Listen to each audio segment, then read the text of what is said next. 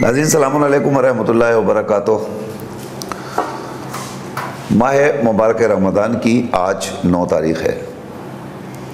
زینبیہ channel کا خصوصی programme میزبانی خدا آپ کی خدمت میں روزانہ کی طرح آج بھی پیش کیا جا رہا ہے۔ اس پروگرام میں حسب دستور آج بھی حجت الاسلام والمسلمین الحاج مولانا سید روح ظفر رضوی صاحب قبلہ تشریف فرما ہیں۔ ہم مولانا موصوف کا آپ سب کی طرف سے اور اپنی طرف سے زینبیہ اسٹوڈیو میں تہ دل سے خیر مقدم کرتے ہیں۔ مولانا السلام علیکم ورحمۃ اللہ۔ وعلیکم السلام ورحمۃ اللہ۔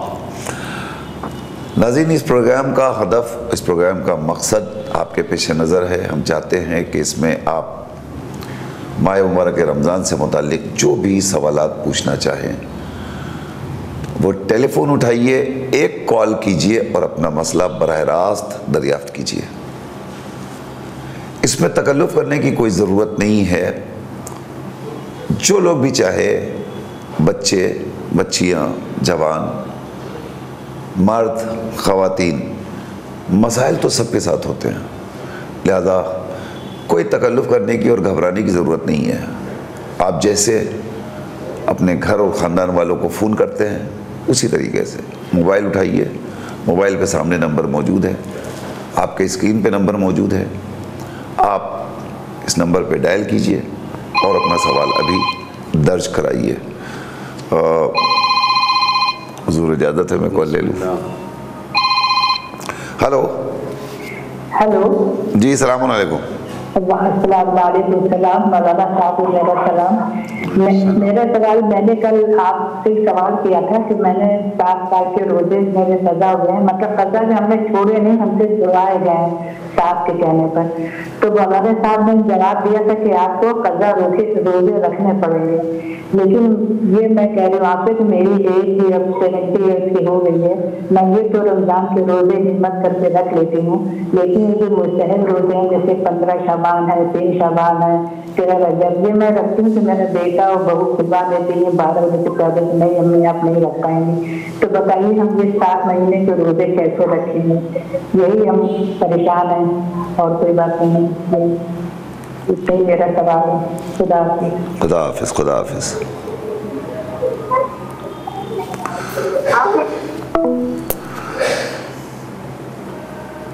دعا سے آج کی دعا یعنی 9 ماہ مبارک رمضان کی دعا مولانا پیش کر رہے ہیں، آپ اسے سماعت کیجئے، اس کا جو وضاحت کریں گے اسے سماعت کیجئے، پھر آپ ٹیلی فون کیجئے گا۔ ٹیلی فون ابھی نہ کیجئے جب تک دعا مکمل نہ ہو جائے۔ بسم اللہ۔ اللہم صلی علی محمد وآل محمد۔ بسم اللہ الرحمن الرحیم۔ اللہم اجعل لی فیہ نصیبا من رحمتک الواسعہ واہدنی فیہ لبراہینک الساطعہ وخذ بناصیتی الی مرضاتک الجامعہ بمحبتک یا امل المشتاقین۔ خداوند عالم کی بارگاہ میں آج کے دن کی دعا میں ہم یہ مانگ رہے ہیں، درخواست کر رہے ہیں خداوند عالم سے، اے خدا ہمیں اپنی وسیع رحمتوں سے کچھ دے دے۔ اتنی وسیع رحمتیں ہیں تیری، ان رحمتوں میں سے ہمیں کچھ ہمارا بھی نصیب قرار دے دے، ہمیں بھی عطا کر دے، اور روشن دلیلوں کے ساتھ ہماری ہدایت فرما، اور ہماری پیشانی کو پکڑ کر اپنی مرضی کی طرف، جو جامع مرضی ہے اس طرف ہمیں پہنچا دے، مکمل مرضی جو ہے ادھر پہنچا دے۔ اے صاحبان اشتیاق کی خواہش و آرزو، یقیناً اس دعا میں پہلا جملہ یہی ہے کہ خدایا ہمیں اپنی وسیع رحمتوں میں سے عطا کر، جو واسع رحمت عظیم خدا کی جانب سے ہیں اس میں ہمیں عطا کر۔ اگر ہم چاہتے ہیں کہ اللہ کی وسیع رحمت ہمارے شامل حال ہو جائے تو ہمیں چاہیے کہ ہم خود اپنے ماتحت، اپنے سے کمزور، اپنے سے نیچے والوں کے اوپر رحم کریں، جو ہمارے ماتحت ہیں، جو ہم سے کمزور ہیں، ان کے اوپر ہم رحم کریں، ان کے ساتھ محبت سے پیش آئیں، ان کے ساتھ نرمی سے پیش آئیں اگر ہم چاہتے ہیں۔ کیوں؟ اس لیے کہ مولا کائنات کی حدیث ہے، ارحم ترحم، رحم کرو تو تمہارے اوپر رحم کیا جائے گا۔ ہمارے استاد نقل کرتے تھے کہ قدیم زمانے میں خود ایران عراق میں فقیر جو تھے وہ دروازوں پہ جاتے تو یہی کہتے تھے، ارحم ترحم، تم رحم کرو تمہارے اوپر رحم کیا جائے گا۔ یا اس طریقے سے اپنے پروردگار کی بارگاہ میں لوگوں کو لے جاتے تھے، پہنچاتے تھے خدا کی بارگاہ میں، کہ اللہ کا نام لے کے اس کے رحم کو یاد دلاتے تھے تاکہ بندوں پر خود رحم کیا جائے۔ یا جہاں پر شیعہ علاقے ہیں، مثلا عراق میں، ایران میں، وہاں پر جناب ابو الفضل کا واسطہ دے کے رحم کی بھیک مانگتے تھے لوگوں سے، اور اس طریقے سے رحم کی تمنا اور خواہش کی جاتی تھی کہ لوگ رحم کریں تاکہ خدا کی رحمتوں کو اپنے شامل حال کر سکیں۔ اور یقیناً جیسی جس کی رفتار ہوگی ویسے ہی خدا کی بھی رفتار ہوگی۔ اگر ہم رحم کریں گے تو ہم پر بھی خدا رحم کرے گا۔ رحمت الہی اگر ہم اپنے شامل حال چاہتے ہیں تو جن کی مالی حالت ٹھیک نہیں ہے ہم ان کی مدد کریں، ان تک مدد پہنچائیں۔ ہمارے پاس خدا نے دولت دیا ہے، مال دیا ہے، ہم اس رحمت مال کو ربا میں نہ لے جائیں، سود میں نہ لے جائیں، بلکہ اس مال سے اللہ سے تجارت کریں، اللہ کے بندوں پہ خرچ کریں، بہت دے گا، خداوند عالم عطا کرنے والا ہے، رحمت دینے والا ہے۔ اور یقیناً اگر انسان حیوان پہ بھی رحم کرے گا تو اس کے بدلے میں خود انسان کے اوپر رحم ہوتا ہے۔ آیت اللہ مجتہدی نے اپنی تقریر میں ایک واقعہ بیان کیا تھا، خدا رحمت کرے ان کے اوپر۔ انہوں نے فرمایا کہ ایک شخص اپنے دوستوں کے ساتھ کسی بیابان میں گیا تفریح کے لیے۔ اب جب تفریح کے لیے گئے تو وہ صحرا اور جنگل میں جہاں گئے تھے شکار و تفریح کے لیے، وہاں پر انہوں نے دیکھا، کھانے اپنے ساتھ لے کر گئے تھے، وہاں گئے تو وہاں پر ایک دیکھا تو ایک کتا ہے، اس کے بچے ہیں جو بالکل بھوکے ہیں، اور وہ ماں، بچوں کی ماں، کتے کی بچوں کی ماں جو ہے وہ نگاہیں امید سے دیکھ رہی ہے انسانوں کو، اللہ کے بندوں کو۔ اس شخص نے اپنے کھانے کو نکالا، ٹکڑے ٹکڑے کر کے روٹیوں کو چھوٹے چھوٹے جو کتے کے بچے تھے ان کی طرف ڈال دیا۔ اب یہ شخص ان بچوں پہ رحم کر چکا، یہ اتفاق ایسا کہ یہ مالدار تھا، اس کی 2 بیویاں تھیں، ایک شہر کے مشرقی دروازے پہ گھر میں رہتی تھی، دوسرے مغربی دروازے پہ رہتی تھی۔ جب شام کے پلٹنے لگا تو یہ اپنی پہلی بیوی کے گھر جا رہا تھا، بالکل راستے میں جاتے ہوئے اسے خیال آیا کہ آج وہاں نہ جا کے اپنے دوسری بیوی کے گھر پہ چلا جائے۔ اب جب یہ وہاں دوسری بیوی کے گھر پہ گیا تو وہاں سویا، رات میں خواب میں اس نے چوتھے امام کو خواب میں دیکھا کہ امام سجاد علیہ السلام آئے ہوئے ہیں اور اس سے کہہ رہے ہیں کہ تم اپنے اس گھر پہ نہیں گئے، اس میں خدا کی رحمت شامل تھی۔ کیوں؟ اس لیے کہ تم نے ان حیوانوں پہ رحم کیا تھا، خدا نے تمہارے دل میں ڈالا کہ تم وہاں سے چلے آئے۔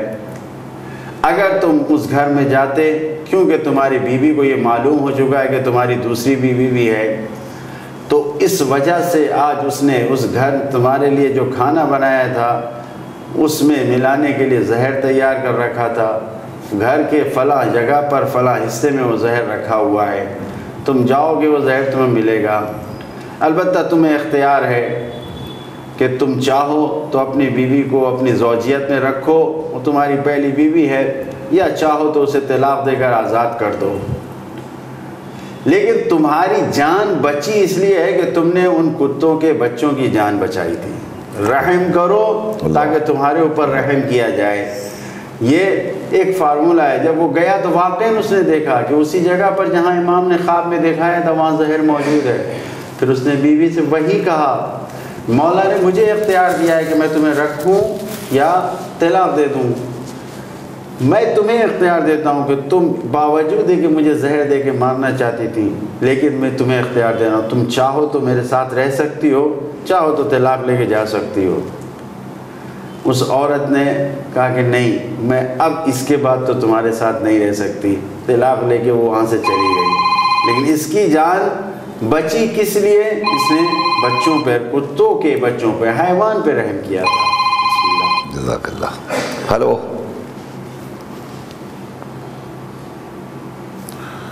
جی. دوسرا جملہ اس میں یہی ہے وَحْدَنِي فِيهِ لِبَرَاهِينَ كَالسَّادِعَ. تو اللہ کی رحمتوں کو رحم کے ذریعے ہم حاصل کر سکتے ہیں اور خدا ہماری ہدایت کر دے, ہمیں ہدایت کر دے. کس طرح؟ اپنی روشن دلیلیں, واضح دلیلیں. ہم در در کی ٹھوکریں نہ کھائیں.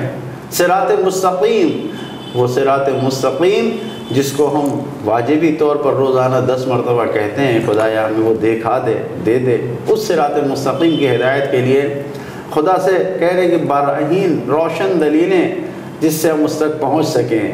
یقیناً ان اعبدونی ھذا صراط مستقیم, اللہ کی عبادت ہی سیدھا راستہ ہے.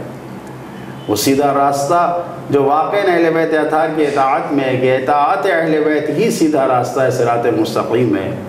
چھٹے امام کی حدیث ہے کہ صراط مستقیم جب پوچھا گیا لَأَقْعُدَنَّ عَلَىٰ صِرَاطِكَ الْمُسْتَقِيمِ کہ شیطان نے کہا کہ میں تیرے سیدھے راستے بیٹھوں گا, تو اس سے مراد کیا ہے؟ کہا اس سے مراد علی ابن ابی طالب اور ہماری ولایت کا راستہ ہے. تو یہ صراط مستقیم ہے.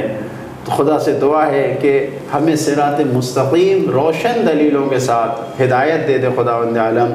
اور اسی طریقے سے وَخُذْ بِنَاصِيَتِي إِلَىٰ مَرْضَاتِكَ الْجَامِعَةِ, یہاں پر خدا کی بارگاہ میں دعا کیا جا رہا ہے کہ مکمل رضایت و خوشنودی جس سے تو راضی ہے وہ مکمل, جامع, کمپلیٹ, تھوڑی سی نہیں, آدھی نہیں, پوری مرضی تیری مل جائے.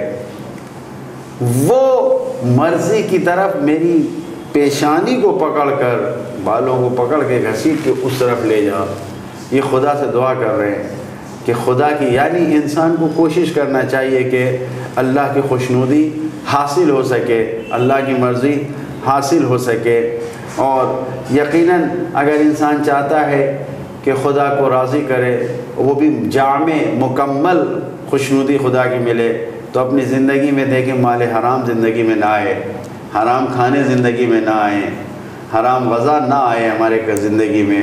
ان چیزوں سے انسان کی زندگی پاک رہے, جو غلط چیزیں ہیں, تو خدا کی مرضی, خدا کی خوشنودی مکمل طور پر حاصل ہوگی. بمحبتک یا امل المشتاقین, خدایا یہ دعائیں ہمارے حق میں مستجاب کر دے. تجھے واسطہ ہے ان محبتوں کا, ان دوستی کا. کیوں؟ اس لیے کہ تو تمام جو تجھ سے عشق رکھتے ہیں, جو تیرے مشتاق ہیں, ان کی آرزوئیں ہیں, انہی کی محبتوں کا واسطہ. یقیناً خدا کی بارگاہ میں کہ خدا آج کے دن ان دعاؤں کو ہمارے حق میں قبول فرما. الہی آمین. جزاک اللہ, سبحان اللہ. تو ناظرین یہ تھے آج کی دعا, اور جس کے ذیل میں مولانا وضاحت فرماتے ہیں, اور وضاحت میں مولانا روزانہ کوئی نہ کوئی واقعہ بھی آپ کی خدمت میں پیش کرتے ہیں.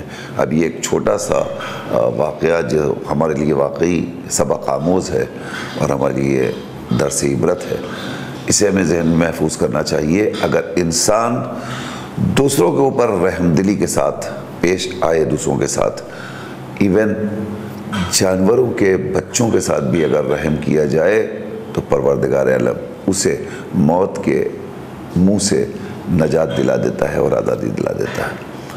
تو اس واقعے سے ہمیں یہ سبق ملتا ہے, جب ہم جانوروں کے ساتھ رحم کریں اور پروردگار اتنا بڑا کرم ہمارے ساتھ کرے, تو پھر ہم انسانوں کے ساتھ, اور پھر وہ انسان جو ضرورت مند ہیں, جو صاحب حاجت ہیں, ان کے ساتھ اگر ہم نیکی کریں گے, رحم دلی کے ساتھ پیش آئیں گے, تو پروردگار ہمارے اوپر کتنا کرم کرے گا اور ہمیں کتنا نوازے گا. تو آئیے, یہ ماہ مبارک رمضان ہے, اس میں طے کیجئے کہ ہمیں دوسروں کے ساتھ زیادہ سے زیادہ رحم و کرم سے پیش آنا ہے۔ ناظرین ہمارا وقت ہو گیا، اب آپ ٹیلی فون اٹھائیے اور ٹیلی فون کیجئے، ہم آپ کے ٹیلی فون کا انتظار کر رہے ہیں۔ آپ کے سامنے اسکرین پر ہمارا نمبر موجود ہے، اس نمبر کے اوپر آپ کال کیجئے اور کال کر کے ابھی اپنا سوال درج کرائیے اور ہم آپ کے مسائل مولانا کی خدمت میں پیش کریں گے، مولانا فوراً اس کا جواب دیں گے۔ جہاں جہاں ہمارا یہ پروگرام ٹیلی ویژن کے ذریعے دیکھا جا رہا ہے، یاد رکھیے زینبیہ چینل کیبل کے ذریعے ممبئی اور بیرون ممبئی مختلف شہروں میں دیکھا جا رہا ہے، لہذا آپ سے ہماری گزارش ہے کہ جہاں جہاں بھی زینبیہ چینل آ رہا ہے آپ اس پروگرام کو دیکھ رہے ہیں، ابھی ٹیلی فون اٹھائیے اور ابھی کال کیجیے۔ ہلو ہلو، جی السلام علیکم۔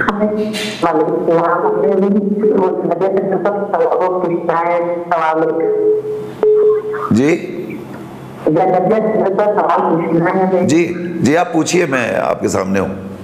اچھا جی، ہمارے بہنوں کا انتقال ہو گیا ہے اور مزید کرنا ہے 40 منٹ کی، گھر چھوٹا ہے تو رات میں بھی چھوٹی لوگوں کے ساتھ تو وہاں اسلام آباد میں جاتی سکتی ہے مہینے سے بھی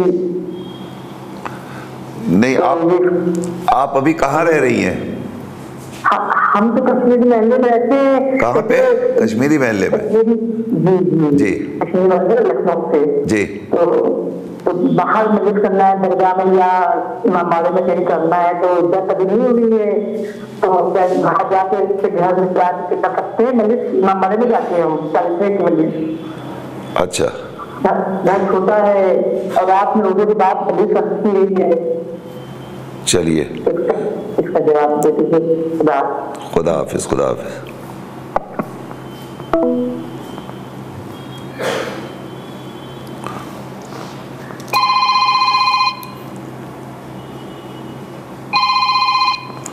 ہلو، ہیلو جی السلام علیکم۔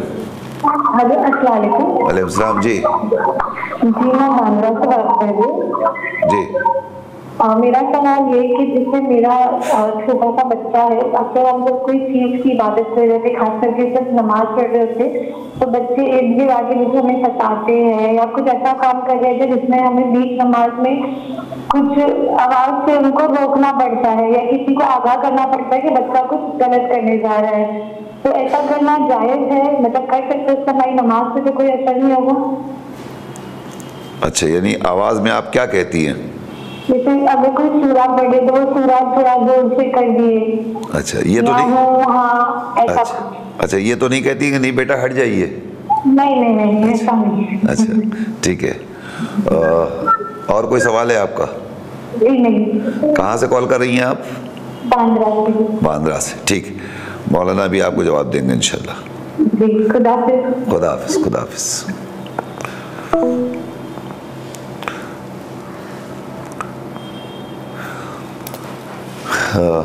آئیے حضور جو سوالات آ گئے اسے لے لیتے ہیں جب تک ہمارے پاس کال آتی رہیں گی۔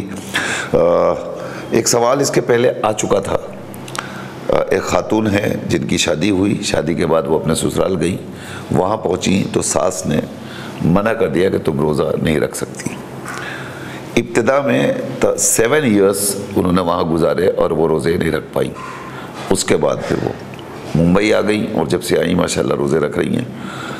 یہاں آنے کے بعد انہوں نے سوچا کہ جو چھوٹے ہیں وہ تو چھوٹ گئے لیکن باقی جو ہے ہمیں رکھنا چاہیے، اور وہ کنٹینیوس رکھتے رکھتے اب وہ تقریباً 60+ کی ہو چکی ہیں۔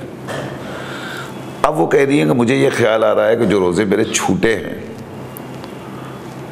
ان کو بھی رکھنا چاہیے، مگر واجب روزے ہی رکھنا مشکل ہو رہا ہے اس عمر میں، تو چھوٹے ہوئے روزے کیسے انجام دیں اور کیا کریں ایسی صورت میں؟ جتنے روزے رکھ سکتی ہیں آپ اتنے روزے رکھیے۔ جاڑے کے دنوں میں دن چھوٹا ہوتا ہے تو ان چھوٹے دنوں میں انسان روزہ رکھ سکتا ہے، تو جتنے روزے آپ ادا کر سکتی ہیں ادا کیجئے۔ باقی کے لیے خداوند عالم سے مغفرت طلب کیجئے، معافی طلب کیجئے۔ یقیناً خدا ارحم الراحمین ہے، غفور الرحیم ہے، خداوند عالم معافی دے گا، بخشے گا۔ احساس یہ غلطی اور احساس ندامت ہی بہت بڑی نعمت ہے جو خدا کے سامنے ہو جائے.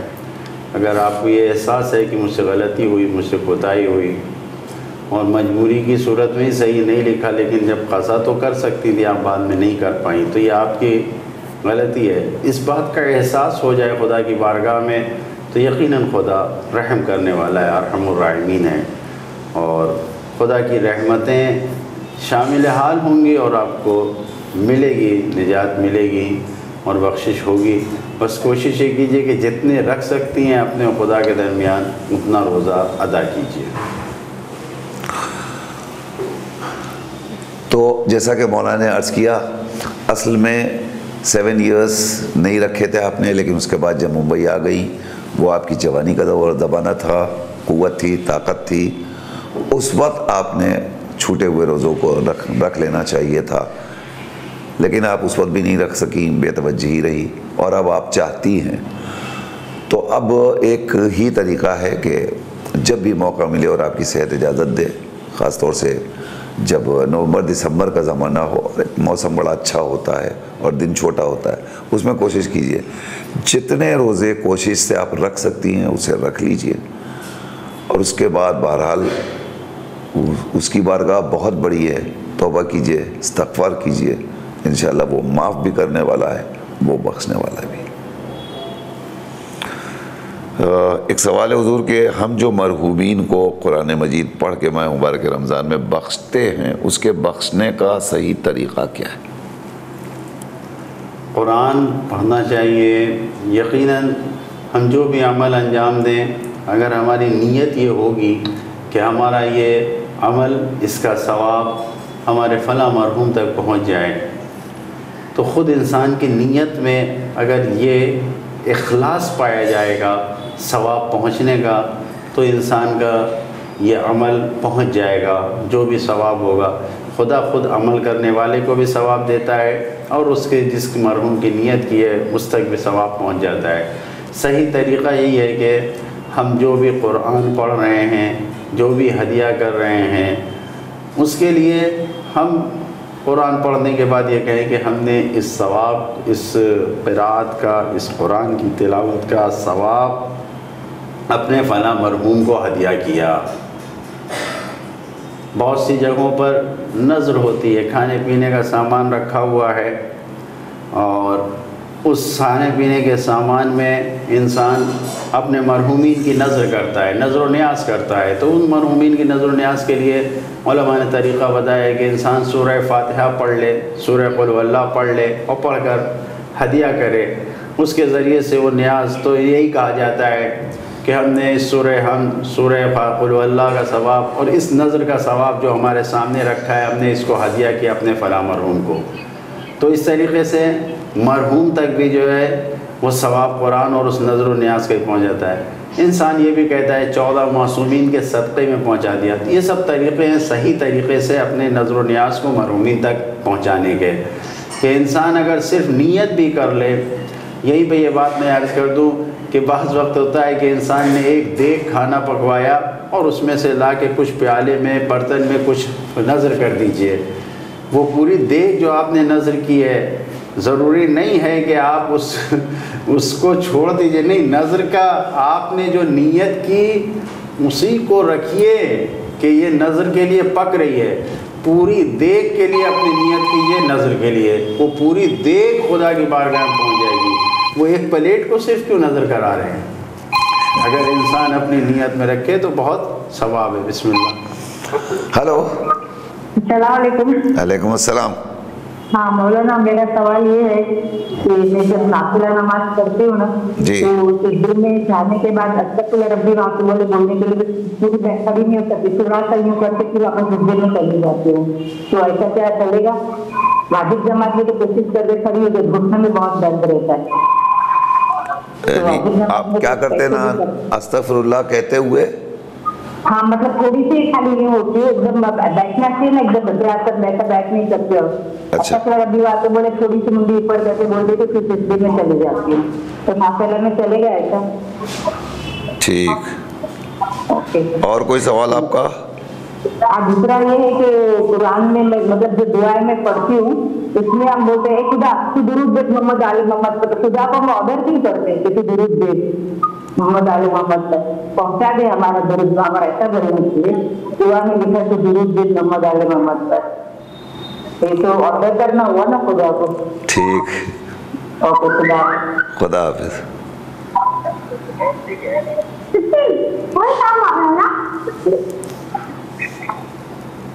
जी हुजूर, बढ़ते हैं अगले सवाल की तरफ। हम गोंडी सवाल है, हम कुरान मजीद तो पढ़ते हैं मगर सही नहीं पढ़ पाते, तो क्या ऐसे में कुरान मजीद का पढ़ना हमारे लिए गुनाह का सबब बनेगा? अगर मालूम है कि हम गलत पढ़ रहे हैं तो नहीं पढ़ना चाहिए। जितना सही पढ़ सकें उतना पढ़ें, बाकी के लिए कोशिश करना चाहिए। जानबूझ के कुरान की आयतों को गलत पढ़ना, ज़ेर ज़बर को गलत पढ़ना, अल्फाज के गलत कहना, ये सही नहीं है। सीखने में, कोशिश करने में अगर इंसान गलत पढ़ जा रहा है, गलती हो जा रही, तो वो कोई हर्ज नहीं है, क्योंकि सीखने के लिए। लेकिन अगर जानबूझ के इंसान सीख भी नहीं रहा है और गलत पढ़ रहा है तो ये सही नहीं है। इंसान चाहे एक आयत पढ़े लेकिन उसको सही पढ़े। लिहाजा जितना सही पढ़ सकते हैं उतना सही पढ़ें, बाकी सीखने की कोशिश करें। अगर सूरह अल-हम्द को सही पढ़ सकते हैं तो उसी को कुरान देख के सूरह अल-हम्द पढ़ें। सूरह कुल हुवल्लाह देख के पढ़ सकते हैं तो वही देख के पढ़ें, काफ़ी है। गलत पढ़ने से बेहतर है कम पढ़ें लेकिन सही पढ़ें। तो आपको अगर ये एहसास है कि हम सही नहीं पढ़ते, कुरान गलत पढ़ते हैं, और फिर भी आप पढ़े जा रहे हैं, तो ये पढ़ना कोई पढ़ना नहीं हुआ। हाँ, आप जानते हैं कि हम कुरान नहीं पढ़ पाते, लेकिन किसी मुअल्लिम को बुला के, किसी मुअल्लिमा को बुला करके आप उनसे सीख रहे हैं, और सीखने में आपने गलत पढ़ा और उन्होंने इस्लाह कर दी, सही कर दिया, तो ऐसे पढ़ने में कोई हर्ज नहीं है। और एक रुख ये भी है कि अपने तौर पर आपने समझा कि हम बिल्कुल सही पढ़ रहे हैं, लेकिन वो सही नहीं था। तो चूँकि आप ये समझ रहे हैं कि हम सही पढ़ रहे हैं, लिहाजा वो सही है। सिर्फ इस वजह से कि हम सही नहीं पढ़ पाते, लिहाजा पढ़ने की क्या ज़रूरत है, ये सोच के कुरान पढ़ना तर्क ना कीजिए। हेलो हेलो, वालेकुम अस्सलाम। से बोल जी जी जी जी।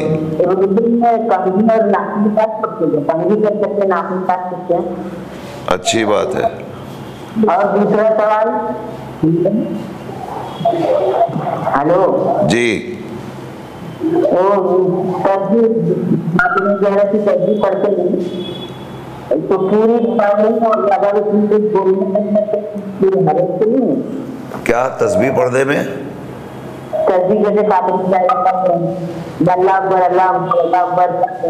किसी से कुछ बात करनी बात करने के लिए बोल सकते हैं। ठीक है, चलिए, और कोई सवाल आपका? स्पीकर लगा सकते हैं रोजा रख के। चलिए ठीक, और कोई सवाल? ठीक है, बेहतर है। हमारा प्रोग्राम रोज़ आता है, आप रोज़ सवाल पूछिए, मौलाना आपको जवाब देंगे इंशाल्लाह। खुदा हाफिज।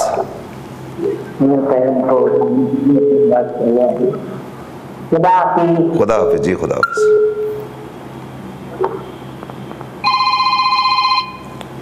हेलो हेलो हेलो,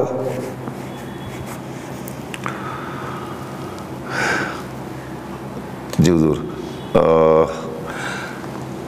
एक बच्ची का सवाल है कि हमारी तबीयत थोड़ा सा ख़राब रहती है, और जब तबीयत ख़राब होती है तो हमारी वालिदा कहती हैं कि बेटा रोज़ा रखने की ज़रूरत नहीं है, तुम्हारी तबीयत ख़राब है, जबकि हम रोज़ा रखना चाहते हैं, छोड़ना नहीं चाहते।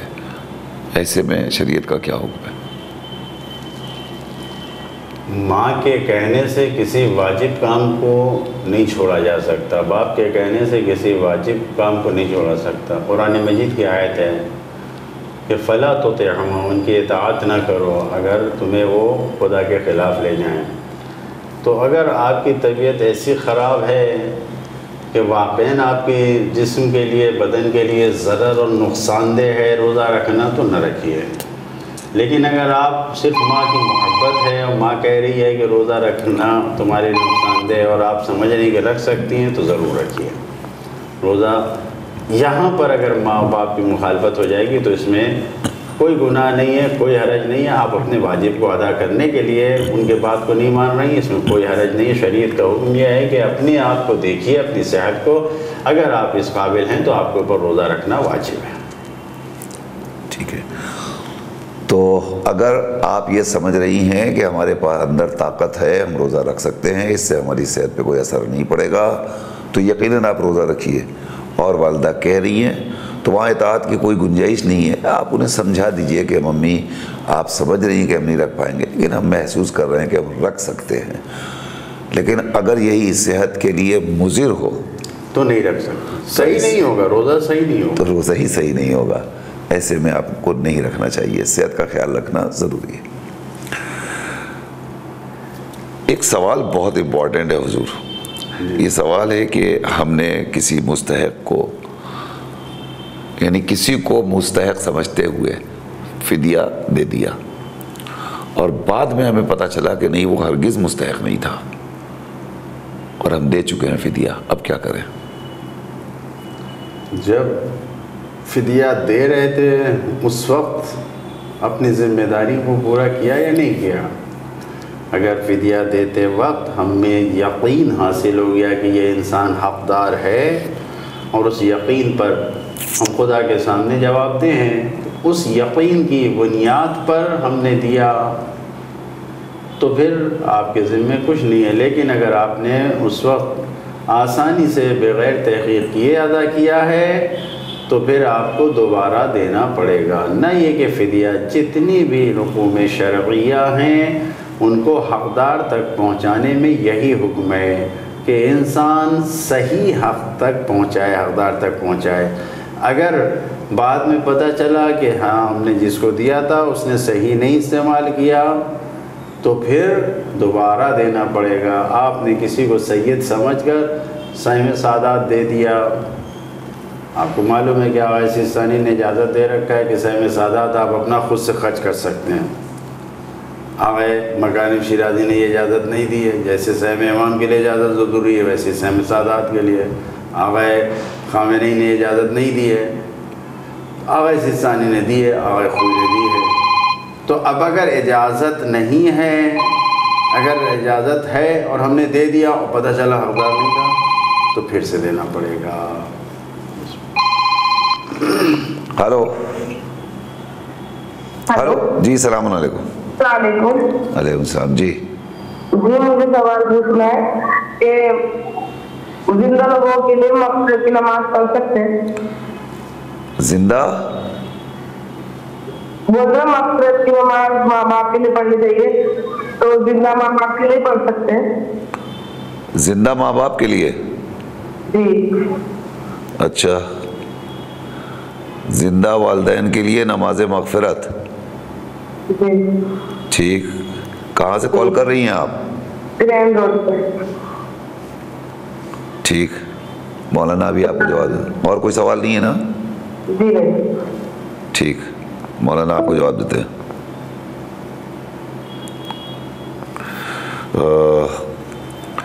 اگلا سوال ہے حضور. بہت سی دعائیں ماہ مبارک رمضان میں وارد ہوئی ہیں کہ شب میں آپ کو یہ دعائیں پڑھنی ہیں، لیکن اگر شب میں نہ پڑھ پائیں تو کیا ان دعاؤں کو ہم دن میں پڑھ سکتے ہیں؟ جو وقت ہے دعا کا اس کو پڑھ سکتے ہیں، اس وقت اسی وقت پڑھنا چاہیے. لیکن اگر انسان کسی بھی مجبوری سے نہیں پڑھ سکا تو 2 دن میں بھی پڑھنے میں اسے کوئی حرج نہیں ہے، کوئی گناہ نہیں ہے. یقیناً اس کی برکتیں شامل حال ہوں گی، فائدہ پہنچے گا. بالکل اسی طریقے سے جیسے دوا کا ایک وقت ہوتا ہے، ڈاکٹر نے دوا دیا ہے، بتایا کہ اس وقت میں کھایا جائے. اب اگر اس وقت میں نہیں کھایا گیا تو بعد میں کھانے میں فائدہ ہو سکتا ہے نہ ہو، دونوں سوال. لیکن یہ دعا جو ہے اس وقت میں جس وقت کہا گیا پڑھنے کو اس کا بہت فائدہ ہے، بہت ثواب ہے سب کچھ. بعد میں پڑھنے میں ملے گا فائدہ، لیکن ممکن ہے کہ وہ فائدہ نہ ملے جو اول وقت یا بر وقت پڑھنے میں۔ واہ! تو جو دعاؤں کے اوقات بتائے گئے ہیں انہی اوقات میں آپ دعائیں پڑھیں تو یہ آپ کے لیے مفید ہے اور زیادہ فائدہ مند ہے۔ اور اگر اس سے ہٹ کر کے آپ نہیں پڑھ سکے رات میں اور صبح آپ کو یاد آیا کہ ہم نے کل شب کی دعا نہیں پڑھی ہے تو صبح بھی پڑھ سکتے ہیں، یقیناً ثواب تو ملے گا، اس میں کوئی گناہ نہیں ہے، لہٰذا آپ دن میں بھی پڑھ سکتے ہیں۔ لکھنؤ سے ایک سوال ہے حضور کہ اگر کسی کا شوہر رخصت ہو جائے اور زوجہ عدت میں بیٹھی ہے، اب 40ویں کا موقع آیا اور گھر میں اتنی وسعت نہیں ہے، اتنی جگہ نہیں ہے کہ گھر میں 40واں ہو سکے، تو اسے مسجد یا امام باڑے میں کرنا ہے، تو ایسی صورت میں جو زوجہ عدت میں بیٹھی ہے کیا وہ مجلس میں جا سکتی ہے؟ اچھا سوال ہے۔ اس ذیل میں بہت توضیح کے ساتھ یہ بتانا چاہتا ہوں کہ ذہنوں میں یہ عجیب و غریب خیال ہے کہ عدت کے ایام میں عورت قید ہو جاتی ہے۔ یہ ہرگز نہیں ہے۔ عدت کا مطلب یہ ہے، گھر میں رہنے کا مطلب یہ ہے کہ 4 مہینے 10 دن تک وہ کام اسے نہیں کرنا ہے کہ جس کام کو دیکھنے کے بعد معاشرے اور سماج کے لوگ یہ کہیں کہ اس نے اپنے شوہر کا غم بھلا دیا ہے۔ وہ کام نہیں کرنا ہے۔ گھر سے نکل کے بازاروں میں ٹہلنے لگے گی تو یہ کہا جائے گا شوہر کا غم بھلا دیا ہے۔ وہ چیزیں جو زینت کے لیے ہوتی ہیں، نئے کپڑے پہننے لگنا، اچھے اچھے کھانے پکوانا، یہ ساری چیزیں منع ہے۔ لیکن جو ضروری کام ہے، ایک انسان ہے جس کا شوہر مر گیا، ایک عورت ہے، نہ بچے ہیں یا بچے ہیں بھی تو دوسرے شہر میں رہتے ہیں، یہ اکیلے رہتی ہے، تو اب یہاں پہ کیا کرے گا؟ کوئی نہیں ہے، کیا مثلاً پڑوسیوں کے گھر سے جا کے تو گھر سے باہر نہیں نکلے گی، کیا کرے گی؟ نہیں، اپنی ضرورت زندگی کے لیے جا کے سارا سامان لا سکتے ہیں۔ مجلس کرنی ہے، ایصال ثواب کی مجلس ہو رہی ہے، اب ایصال ثواب کی مجلس کرنے کے لیے ہم نے گھر چھوٹا ہے، ہمارے عزیز رشتہ دار زیادہ ہیں، دوسری جگہ کرنا ہے، امام باڑے میں مجلس ہو رہی ہے، وہاں جانا ہے، تو کون کہہ رہا ہے نہیں جا سکتا؟ مجلس میں جا رہے ہیں، غم میں جا رہے ہیں۔ لہٰذا اس بات کو سب جتنے بھی سن رہے ہیں، اس بات کو دوسروں تک بھی پہنچائیں کہ عدے کا مطلب یہ نہیں ہے کہ گھر میں قید ہو کے بیٹھ جانا اور کوئی کام نہیں کرنا۔ صرف عدے میں گھر میں بیٹھنے کا مطلب یہ ہے کہ انسان وہ کام نہ کرے، عورتیں وہ کام نہ کریں جو ان کے غم بھلانے کا سبب بنے، کہ کہا جائے کہ شوہر کا غم بھلا دیا، ایسے کام نہ کریں۔ باقی مجلس میں جانا ہے، کسی کے انتقال میں جانا ہے، کسی مریض کی عیادت کرنے جانا ہے، گھر کے کام کے لیے سامان خرید کے لانا ہے، کوئی جو ضرورت زندگی کے سامان ہے، ان سب کے لیے آنا جانا جائز ہے، اس پہ اوپر کوئی پابندی نہیں ہے۔ تو مولانا نے وضاحت فرما دی، یقیناً شوہر کی مجلس ہے، اس میں اگر آپ نہیں شریک ہوں گی تو بھی لوگ آپ کو نہیں بخشیں گے۔ مجلس ہے تو آپ کو جانا پڑے گا، اور جانے کے لیے شریعت نے کوئی رکاوٹ نہیں کی ہے، کوئی ممانعت نہیں کی ہے۔ عدت کا مطلب مولانا نے وضاحت کے ساتھ فرما دیا۔ یہ ذہن میں ہمارے ہاں تصور پایا جاتا ہے کہ عدت کا مطلب یہ ہے کہ اب گھر میں قید ہو گئی عورت اور 4 مہینے اب وہ کچھ کر ہی نہیں سکتی زندگی میں۔ نہیں، اب گھر میں اکیلی ہیں، بچوں کا اسکول ہے، تو اب کیا کریں گی؟ بچوں کا اسکول چھوڑوا دیں گی یا چھوٹے بچے کو اسکول اکیلے بھیجیں گی؟ تو اب سماج کچھ بھی کہا کرے، آپ نکلیے، بچوں کو لے جائیے اسکول، واپس لائیے، جو ضروری کام ہے انہیں انجام دیجیے۔ شریعت نے قطعاً اس میں کوئی رکاوٹ اور کوئی ممانعت نہیں کی ہے۔ البتہ جیسا کہ مولانا نے عرض کیا، ایسا کوئی کام نہ کیجیے کہ جسے دیکھ کر لوگ یہ محسوس کریں کہ اس کو اپنے شوہر کے موت کا کوئی غم ہی نہیں ہے، ایسا کوئی کام نہ انجام دیجیے، باقی سب کر سکتی ہیں۔ نماز ہم پڑھتے ہیں، گھر میں بچے ہیں چھوٹے چھوٹے، اور جب نماز پڑھتے ہیں تو بچے زیادہ ستاتے ہیں۔ اب ہم نماز پڑھ رہے ہیں اور بچہ آ گیا مصلی پر، فرض کر لیجئے سجدہ اٹھا رہا ہے یا کچھ کر رہا ہے، تو ایسے میں ہم یا تو یعنی اس کو روکنے کا طریقہ آپ ہی بتا دیے کیسے روکا جائے۔ کوئی حرج نہیں ہے اگر اس میں آپ نے جو ذکر پڑھ رہی ہیں اس کو بلند آواز سے تھوڑا کہہ دیا، اسی ذکر کو سبحان اللہ کہہ دیا یا الحمدللہ کہہ دیا، یا اس طریقے کے الفاظ کو سبحان اللہ الحمدللہ یا اللہ اکبر بلند آواز سے کہہ دیا تو کوئی حرج نہیں ہے۔ اور بس یہ ہے کہ انسان قبلے کی طرف سے رخ کو نہ ہٹائے اور اضافی کوئی کلمہ نماز سے ہٹ کے نہ کہے۔ اب اگر بلند آواز سے کہہ دیا تو کوئی حرج نہیں ہے، ہاتھ سے روکا جا سکتا ہے۔ سجدگاہ کو ہاتھ میں لے کے بھی نماز صحیح ہے، سارے مجتہدین کا فتویٰ ہے۔ لہذا انسان کو کوشش یہ کرنا چاہیے کہ نماز کی حالت کو نہ بگڑنے دیں، باقی اپنی نماز کو جس طریقے سے چاہیں انجام دیں، لیکن نماز کی حالت باقی رہے۔ اور بچے کو روک دینا، ہاتھ سے بچے کو پکڑ کے اپنے ساتھ کھڑے رکھنا، اس میں کوئی حرج نہیں ہے۔ چھوٹا بچہ ہے اور بغل میں گہوارہ ہے، رو رہا ہے، نماز شروع کر چکے ہیں، تو اب اگر بغیر نماز کو توڑے ہوئے ہاتھ سے اٹھا کے اپنے آغوش میں لے لیا اور نماز پڑھ رہے ہیں تو بھی کوئی حرج نہیں۔ یعنی گہوارے سے بچے کو اٹھا کے گود میں لے لیا، گود میں بغل میں ہے، نہ ہم نماز کی حالت چھوڑا ہم نے، نہ کچھ انداز سے ہم نے اٹھا کے گود سے اپنے آغوش میں لے لیا اور ہم ایسے ہی کھڑے ہو کے اپنے حمد و سورہ پڑھا، رکوع میں بھی گئے، ہمارے ہاتھ میں ہے، کوئی مشکل نہیں ہے۔ نماز کی حالت سے نہ ہٹیں اور اس طریقے سے بھی ہم کر سکتے ہیں۔ نماز کی حالت کو نہیں بدلنا ہے، باقی ہم بچوں کو روک سکتے ہیں، گود میں اٹھا سکتے ہیں، اس میں کوئی حرج نہیں۔ جھولا بغل میں نماز پڑھتے پڑھتے ہم رکوع میں گئے اور ہم نے ہلکے سے جھولے کو ہلا دیا تو اس میں بھی کوئی حرج نہیں ہے جی۔ یا بچے کو ہاتھ سے کنارے کر دیا، کوئی حرج یا ایسے کر سکتے ہیں؟ نہیں، ہوں نہیں کہنا ہے، پھر وہی اللہ اکبر سبحان اللہ، کچھ سجدے کے بعد بیٹھے ہوئے استغفر اللہ کچھ بلند آواز سے کہہ دیا تو اس میں کوئی حرج نہیں۔ الحمدللہ رب العالمین کچھ بلند آواز سے کہہ دیا، ٹھیک ہے۔ تو آپ یہ کر سکتی ہیں، اب تو آسانی ہو گئی، بچوں کو ہٹایا جا سکتا ہے اور نماز کو بھی کنٹینیو رکھا جا سکتا ہے۔ انشاءاللہ ہمیں امید ہے کہ ایسے ہی آپ سوالات اور پوچھیں گی اور روزانہ پوچھیں گی، اس لیے کہ یہ پروگرام ہم نے ترتیبی آپ لوگوں کے لیے دیا ہے۔ ہم چاہتے ہیں کہ آپ زیادہ سے زیادہ سوالات پوچھیں، اس سے ہمیں یہ بھی پتہ چلے گا کہ آپ لوگ ہمارا چینل دیکھ رہے ہیں اور آپ کے مسائل کے ذریعے بہت سے سننے والوں کا فائدہ ہوگا۔ ظاہر ہے کہ مولانا نے جیسے ابھی عدت والے مسئلے کی وضاحت فرمائی، یہ مسئلہ تو آج تقریباً گھر گھر کا ہوتا جا رہا ہے اور خدا سب کو محفوظ رکھے، لیکن ہر گھر میں یہ مسائل آتے ہیں۔ تو آپ نے مسئلہ پوچھا، مولانا نے جواب دیا، تو اس جواب کے ذریعے سب کو جواب مل گیا۔ تو سوال اس لیے پوچھئے کہ سوال کے ذریعے آپ کا بھی فائدہ ہوگا اور آپ کے سوال کے ذریعے دوسروں کا بھی فائدہ ہوگا۔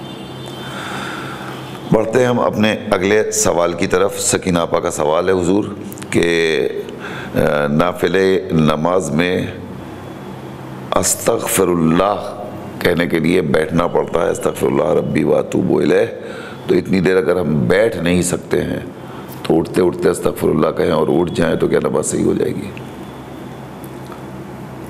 نماز کے دوران جو مستحب ارکان ہیں اگر نافلے میں انسان نہیں بھی ادا کرے تو کوئی حرج نہیں ہے۔ استغفر اللہ کہنا، بحول اللہ کہنا، سمع اللہ لمن حمدہ کہنا، اگر ان اذکار کو نہیں بھی کہا جا رہا ہے تو کوئی حرج نہیں ہے۔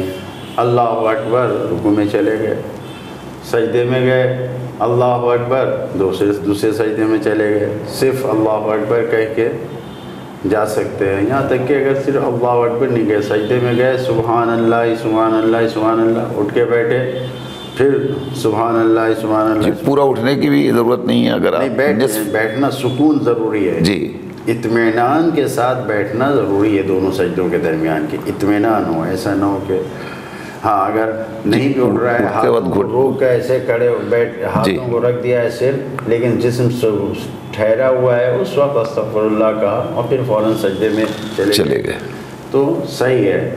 تو کوئی اتنا سخت مسائل نہیں ہیں نماز کی ادائیگی میں۔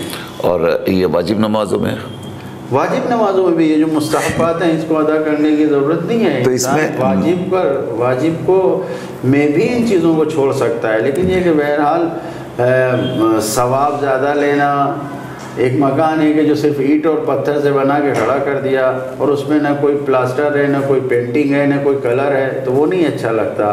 لیکن اگر مکان بنا ہوا ہے اینٹ اور پتھر سے بننے کے بعد پلاسٹر ہو گیا، رنگ کاری کر دیا گیا، اس پہ اس کو سجا دیا گیا، تو وہ نماز بغیر مستحبات کے، بغیر ان ذکر کے مثلا بالکل ویسے ہی ہے جیسے وہ مکان بالکل خالی اور بغیر سجا ہوا مکان ہو. تو نماز کی تزئین اور سجاوٹ یہی ہے کہ انسان مستحبات کے ساتھ نماز کو ادا کرے. کیا کہنا، جزاک اللہ. تو مولانا نے کتنی اہم بات بیان کی کہ خالی مکان اینٹ گارے کا اٹھا دیجئے تو ایک ڈھانچہ لگتا ہے، لیکن اسی پہ اگر ڈیزائننگ کر دی جائے، پینٹ کر دیا جائے تو وہی مکان خوبصورت لگنے لگتا ہے. نماز کا بھی یہ حال ہے. آپ کی نماز تو بہرحال مکمل ہو جائے گی ان اذکار کے بغیر، لیکن اگر یہ ذکر نماز میں کیا جائے گا تو اس میں نماز کے ثواب اور بلندی درجات میں اضافہ ہوگا. پھر بھی اگر آپ علالت کی وجہ سے ان چیزوں کو چھوڑنا چاہتی ہیں، مستحب بھی ہیں، تو انہیں آپ صرف نافلے کی شرط نہیں ہے، اسے تو آپ واجب میں بھی چھوڑ سکتی ہیں. نماز آپ کی مکمل ہو جائے گی انشاءاللہ. ایک سوال اور سکینہ آپا نے آج کیا ہے حضور کہ جو ہم لوگ خداوند عالم سے مطالبہ کرتے ہیں کہ تو درود پڑھ محمد اور آل محمد کے اوپر، تو کیا ہمارے لیے یہ روا ہے کہ ہم اللہ کو کہیں کہ تو یہ کام کر؟ اس کال کو لے لیں پھر آپ جواب دیجیے. ہلو. ہیلو، السلام علیکم. وعلیکم السلام. ہم لکھنؤ سے بول رہے ہیں. جی جی، ہم نے پچھلے سال رمضان میں ہمارے 2 روزے چھوٹ گئے تھے. جو ہماری بہو کی ڈلیوری ہوئی اسپتال میں 2 دن کی، ہم نے رمضان سے پہلے 2 روزے اپنے ادا کر لیے. جی. تو فدیہ نہیں دیا تو روزہ صحیح ہے؟ روزہ رکھ لیا؟ جی، روزے ہم نے 2 ادا کر لیے پچھلے سال کے. تو وہی ہم نے پوچھنا تھا کہ فدیہ تو نہیں دینا ہے. ٹھیک. اور دوسرا سوال یہ ہے کہ تو ہمارے بہو سے اسی رمضان میں روزہ آپ کی آج رکھا تھا، تو ان کا دوپہر کے بعد سے چھٹ گیا، تو وہ روزہ صحیح رہا کہ روزہ مکمل انہوں نے کر لیا ہے تو صحیح ہے کہ روزہ یعنی ڈیلیوری کے زمانے میں چھوٹا ہے؟ جی، ہمارے نہیں، ہم رہے تو ساتھ میں بہو کے اپنے ہمارے چھوٹے بہت ہم نے ادا کر لیے. نہیں، پڑوس میں ایک ہے، ان کا روزہ آج ان کا دوپہر بعد سے وہ ہو گیا، تو وہ پوچھ رہے ہیں کہ ہمارا روزہ صحیح ہے. ان کا روزہ کس وجہ سے چھوٹا؟ وہ نجس ہو گئی نا مہینے جو ٹھیک دوپہر بعد سے، تو صحیح روزہ رہا کہ روزہ رکھنا پڑے گا، یہ پوچھنا آپ سے. جو روزہ چھوٹا تھا وہ رکھا انہوں نے پورا؟ جی ہاں، وہ رکھا ہے. جی ٹھیک، بہتر. خدا حافظ. خدا حافظ.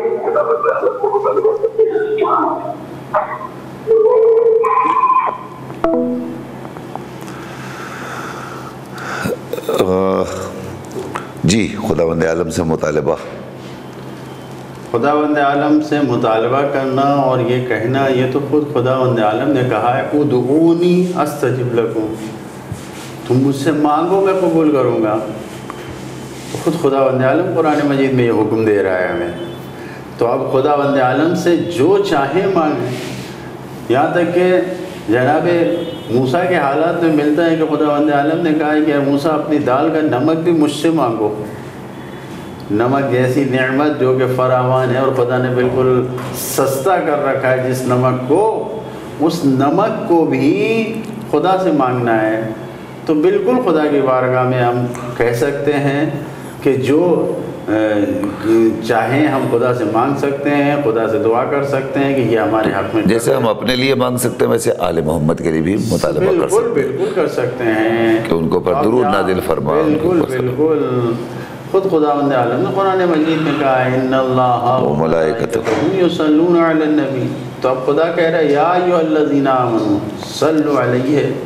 تو جب خود خدا کہہ رہا ہے حکم دینے کے لیے، تو صلوات بھیجنے کے لیے کہ ہم بھیجتے ہیں تم بھی بھیجو، تو یہی تو طریقہ ہے. اللہم صلی علی محمد، تو درود و رحمت نازل فرما. تو یہ وہ حکم ہے کہ جو قرآن میں ہم سے کہا گیا ہے، اس کے مطابق ہم عمل کر رہے ہیں. اس میں کوئی شک و شبہ کی گنجائش نہیں ہے. ٹھیک ہے.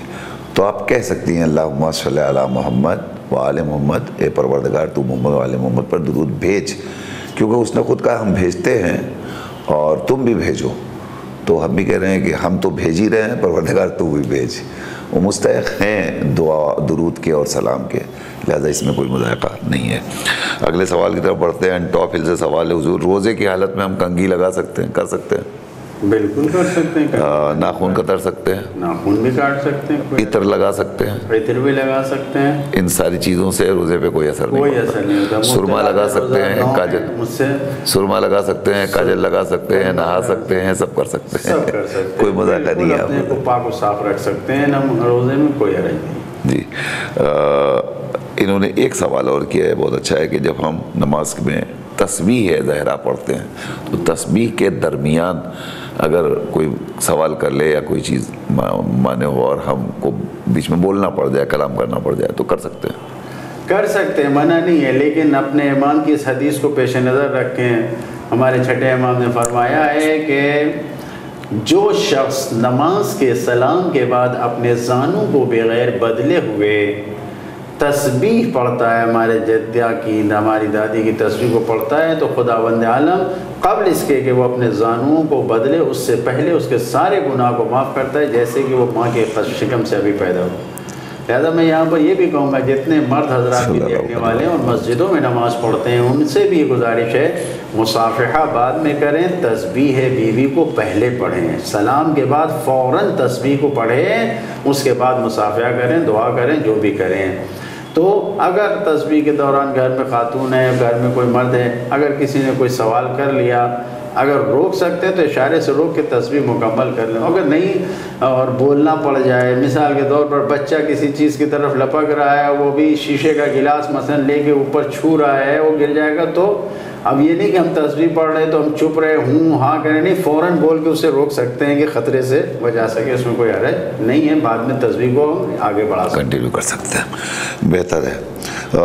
ایک سوال ہے حضور کہ نماز مغفرت جو ہم مردوں کے لیے اور پڑھتے ہیں، تو کیا یہ زندہ والدین کے لیے بھی پڑھی جا سکتی ہے؟ نہیں، یہ صرف مردوں کے لیے ہے.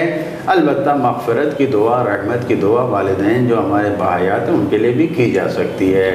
ربنا اغفر لی ولوالدی وللمؤمنین. تو اپنے والدین کے لیے دعا تو کی ہے، جناب ابراہیم کی دعا قرآن مجید میں ہے. جی، تو اس دعا کو ہم کر سکتے ہیں، مغفرت کی دعا. لیکن نماز جو مخصوص ہے، ہدیہ مال وہ میت ہی کہی جاتی ہے. ٹھیک ہے، تو نماز نہیں پڑھ سکتی ہیں لیکن مغفرت کی دعائیں آپ کر سکتی ہیں. انہوں نے لکھنؤ سے بھی ایک سوال ہے حضور، اور بس ہمارا وقت مکمل. آخری یہ 2 سوالات لکھنؤ والے کہ بیٹی کی ڈیلیوری تھی، ہم کو ہاسپٹل میں رہنا پڑا، 2 روز ہمارے 2 روزے چھوٹ گئے تھے، بعد میں ہم نے روزے مکمل کر لیے ہیں، تو کیا اب ہمیں اس کا فدیہ بھی دینا پڑے گا؟ اگر مجبوری کی بنیاد پر روزہ چھوٹا ہے، آپ نے قضا کر لیا، تو آپ کے اوپر کچھ بھی نہیں ہے، آپ کا واجب ادا ہو گیا. لیکن اگر بغیر کسی مجبوری، بیٹی کی ڈیلیوری کی وجہ سے انسان اگر واقعاً ایسی مشقت آ گئی، ایسی زحمت ہو گئی کہ نہیں روزہ رکھ سکتی تھی، تو الگ مسئلہ ہے. ورنہ صرف ڈیلیوری اور ہاسپٹل میں رہنے سے روزہ نہیں چھوڑا جا سکتا. جان بوجھ کے روزہ چھوڑا ہے، اس کا کفارہ دینا پڑے گا، فدیہ تو نہیں ہے. یہ انسان خود جانتا ہے کہ ہم نے جو روزہ چھوڑا، ہم اس کو رکھ سکتے تھے یا نہیں. اگر رکھ سکتے تھے اور چھوڑ دیا تو بغیر کسی سبب کے، بغیر کسی عذر کے روزے کے چھوڑنے کی صورت میں کفارہ آ جاتا ہے. لیکن اگر آپ محسوس کر رہی ہیں کہ نہیں مجبوری ہے، بیٹی کے ساتھ ہمارا رہنا بھی ضروری ہے، اس حالت میں بیٹی کو نہیں چھوڑا جا سکتا، اور کوئی دوسرا ہے بھی نہیں کہ جو 2 روز وہاں مسلسل رہ اور دن و رات وہاں رہنا ہے، اور آپ واقعی روزہ نہیں رکھ سکتی، تو پروردگار آپ کی مجبوری سے واقف ہے. مجبوری میں اگر چھوٹا ہے تو آپ کا قضا کر لینا کافی ہے. لیکن اگر جان بوجھ کے چھوٹا ہے تو پھر کفارہ نہیں، فدیہ نہیں ہے، وہاں پھر کفارہ ہو جائے گا. تو یہ تو آپ کو خود پتہ ہے کہ مجبوری تھی یا جان بوجھ کے چھوڑا گیا. انہوں نے ایک سوال اور کیا ہے کہ ہماری پڑوس میں خاتون ہے، نجاست کے عالم میں جو ان کے روزے چھوٹے، وہ روزے تو انہوں نے مکمل کر لیے، اب اس کے بعد ان کو کچھ اور کرنا ہے. جس دن روزہ تھیں اور حالت نجاست میں آ گئیں تو اس دن کا روزہ نہیں رہا. اگر اس کو انہوں نے مکمل بھی کیا ہے تو وہ روزہ نہیں رہا، اس کی قضا بعد میں کرنا ہے. اب ایام نجاست میں جو روزے چھوٹے ہیں، اگر ان نجاست کے ایام میں کمپلیٹ کر رکھا اور روز روزہ رکھتی نہیں تو یہ صحیح نہیں ہے، پھر سے اسے قضا کرنا پڑے گا۔ ایام نجاست میں جس دن خاتون روزے کی حالت میں نجس ہوئی اس دن بھی روزہ نہیں ہے، اور جب تک پاک نہ ہو جائے روزہ نہیں ہے۔ روزہ رکھ لینے کی صورت میں روزہ کافی نہیں ہے، بعد میں قضا واجب ہے۔ جی، تو روزہ جتنا چھوٹا اس کی قضا آپ کو بعد میں ادا کرنی پڑے گی، اور قضا ہی ہے، قضا کی ادا ہی ہے صرف، اور اس کے علاوہ کچھ نہیں ہے۔ روزے کی چھوٹنے کے عوض آپ روزہ رکھیے، روزہ رکھ لیا یہی کافی ہے آپ کے لیے۔ حضور آج کا وقت ہمارا مکمل ہو گیا۔ ناظرین، ہم آپ کے بہت بہت شکر گزار ہیں، اور خاص طور سے ہمارے لکھنؤ کے ناظرین جو مسلسل ہمیں ٹیلی فون کرتے رہتے ہیں، ہم ان کا بھی شکریہ ادا کرتے ہیں، اور آپ تمام حضرات سے گزارش یہی ہے کہ آپ یہ پروگرام خود تو دیکھ ہی رہے ہیں، آپ دوسروں کو بھی بتائیے۔ آپ نے محسوس کیا ہوگا کہ ان سوال جواب کے پروگرام سے آپ کو کتنا فائدہ حاصل ہو رہا ہے، خود میرا فائدہ ہوتا ہے، تو میں یہ چاہتا ہوں کہ آپ خود بھی دیکھیے اور دوسروں کو بھی بتائیے، تاکہ ماہ مبارک رمضان میں اس سعادت سے بھی ہم لوگ محروم نہ رہ سکیں۔ آئیے ناظرین، اسی کے ساتھ ہمیں اجازت دیجیے، انشاءاللہ کل آپ سے پھر ملاقات ہوگی۔ 5 بجے سے 6 بجے تک یہ پروگرام روزانہ آپ کی خدمت میں پیش کیا جاتا ہے۔ کل تک کے لیے اجازت دیجیے، خدا حافظ۔